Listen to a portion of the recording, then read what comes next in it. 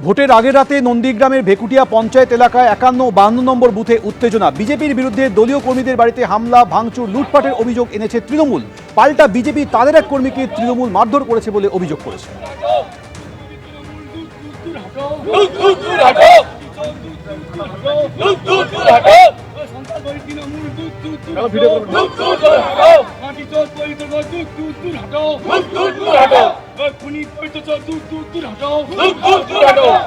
রাতের অন্ধকারে আমাদের সভাপতি মঙ্গলময়টি ঘাড়ের হাড় ভাঙা লাগানো জবাব চাই, জবাব দাও।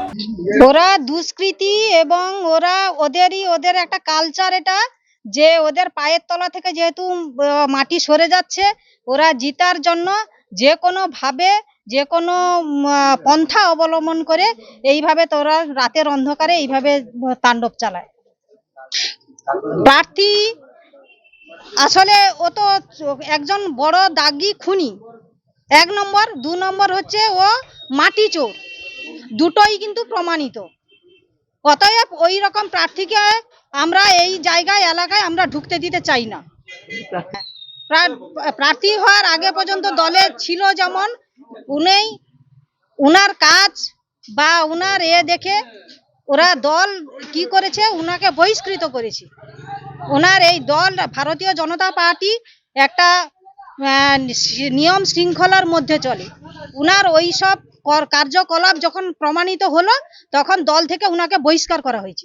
নিরপেক্ষ যে নির্বাচন সেটা করতে দেওয়াতে ওরা ভয় পাচ্ছে, অর্থাৎ ওদের নিজের পায়ের তলার মাটি সরে গেছে, তা সেটা বুঝতে পেরেই এইরকম ভাবে অবিচার করতেছে, অন্যায় করতেছে, ব্যভিচার করতেছে। তার কারণ ওনারা জানে যে নিরপেক্ষ নির্বাচন হলে ওনাদের পরাজয় সুনিশ্চিত, সেই ভেবে ভয় ভীতি প্রদর্শন করতেছে। তার সঙ্গে প্রশাসনের একটা অংশও এর হাত আছে। বাড়ির ভেতরে ঢুকে এভাবে আসবাবপত্র ভাঙচুর, একেবারে সমস্ত আসবাবপত্র, জিনিসপত্র, তার টোটো, কারুর হচ্ছে যে গয়নাগাঠি যা ছিল সব কিছু নিয়ে গেছে। লুটপাট, চুরি, সমস্ত যা কিছু করা যায়, যতটা নিচে নামা যায় ততটাই নিচে নেমেছে। এরপরে নিরপেক্ষভাবে কিভাবে প্রশাসন, পুলিশ প্রশাসন কি সিদ্ধান্ত নেয় দেখছি, তারপরে না হলে আমরা অন্য কিছু পদক্ষেপ নেব।